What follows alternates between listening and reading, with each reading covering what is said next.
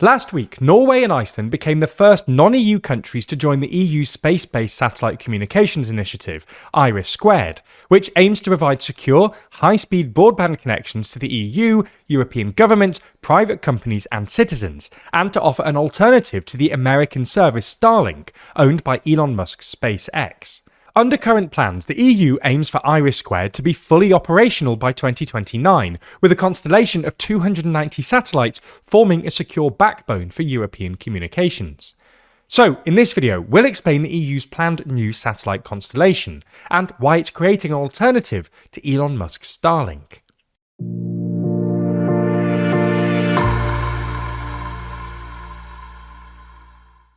The next issue of our magazine is out very soon, with this issue focusing on all of the wars Trump's been involved in during his second term, with each dot on the cover representing a different military intervention or strike. Inside, we run through each of the conflicts from Venezuela and Iran to Yemen and Ecuador, as well as us discussing what he's really doing. Pre-order your copy at toolong.news. The origins of this European satellite project go back to November 2022, when the Council of the EU and European Parliament reached an agreement on establishing a multi-orbital constellation of hundreds of satellites, known as IRIS², or Infrastructure for Resilience, Interconnectivity and Security by Satellite, which would, quote, enable secure communication services and contribute to the competitiveness of European industry. In official statements, it was framed as a response to cyber attacks and natural disasters, which can disrupt communications networks, but it was also clearly a response to the accelerating dominance of Elon Musk's Starlink. Over the past 5 years, Starlink has intensified its satellite launches and built up an increasingly dense constellation, which has played a crucial role in battlefield communications, particularly in Ukraine. For context, as of early 2026, there were more than 14,000 active satellites orbiting Earth, with over 1 million proposed.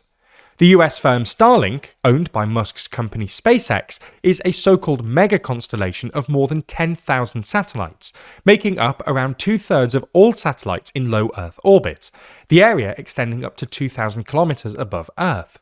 This puts the US way ahead of Europe, with the French firm Eutelsat, which owns the next biggest operator OneWeb, counting about 650 satellites. Chinese firms, meanwhile, currently have a couple of hundred, but aim to have more than 10,000 by the 2030s. Starlink's huge satellite dominance is bad for Europe for several reasons. The first is geopolitical. It means the EU is heavily dependent on a single foreign satellite service for critical defence, military and government comms. Secondly, because Starlink already has market dominance, it can launch satellites more cheaply than European operators, which are now playing catch-up. Thirdly, because there's a practical and safety limit to how many satellites can actually be launched into low Earth orbit, as both the satellites themselves and the debris from failed launches or collisions leads to congestion around Earth, companies that can get a foothold earlier, like Starlink, have an inherent advantage. Anyway, this brings us on to the EU's IRIS² project. Between 2022 and 2024, the European Commission began formal planning for what it calls an innovative multi-orbital space-based connectivity system, including identifying contractors and agreeing financing. In October 2024, it awarded a 12-year contract to SpaceRise, a European consortium comprising France's Eutelsat, Luxembourg's SES, and Spain's Hispasat, to develop and operate IRIS². Then, in March 2025, shortly after Zelensky's disastrous meeting with Trump in the Oval Office, the EU began talks with Norway on joining the project, and later that month, the Swiss satellite company WiseSat Space announced it was creating a new subsidiary in Spain to align with the EU's IRIS².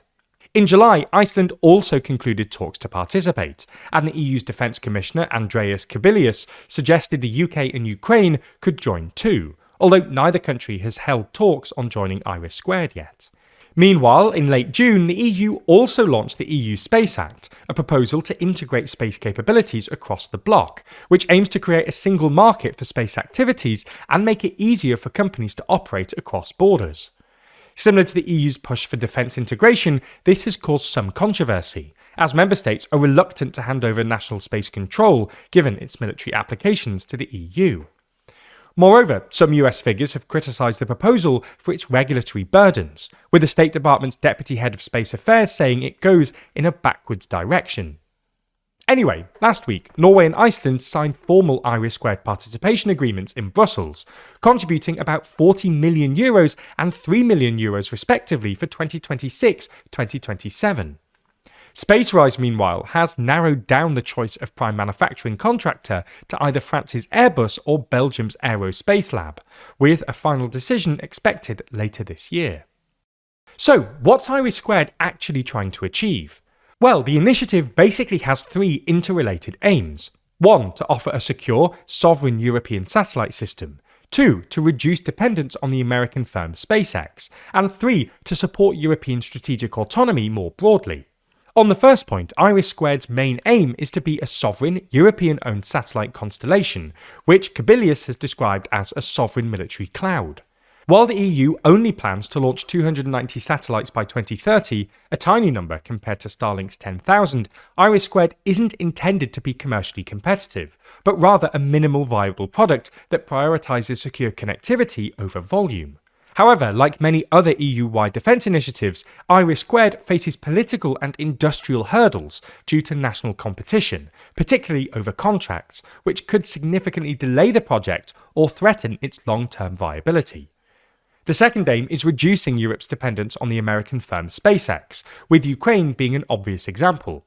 While Starlink has largely remained available to Ukraine throughout the war, at times there have been fears in Europe that Starlink, or Musk, might decide to block or limit Ukrainian access to its satellites, something it actually did to Russia in February this year.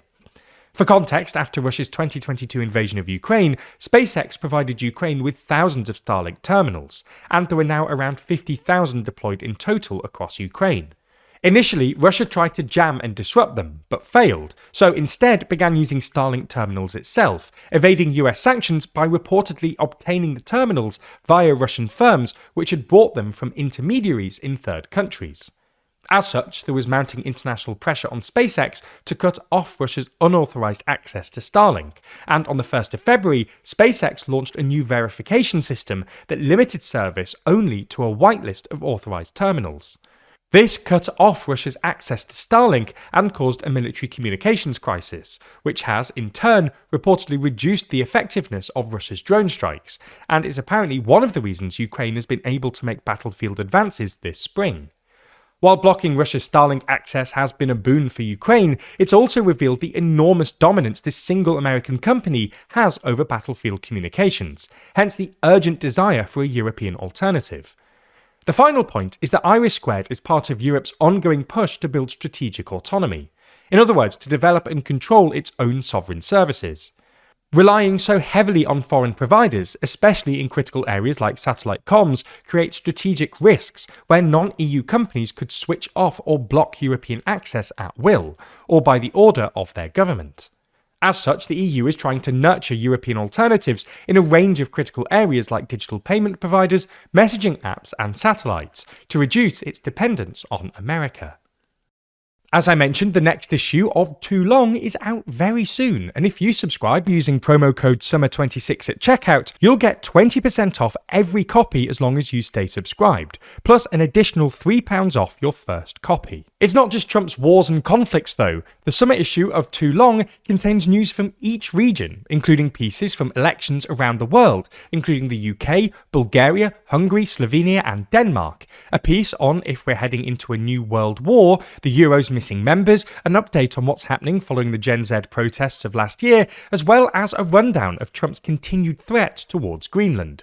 Speaking of Greenland, if you didn't already know, we visited Greenland earlier in the year to film a series called What's the Big Deal with Greenland? While there, we explored the vast impenetrable country, camped on a glacier, and drove out to the US's abandoned military bases. The first episode will be out soon, with all episodes exclusively available to TLDR Party members. You can learn more about TLDR Party by clicking the link in the description, but the cheapest way to sign up is in a bundle with Too Long. So if you are going to subscribe to the latest issue of the magazine, consider grabbing yourself a TLDR Party membership at the same time.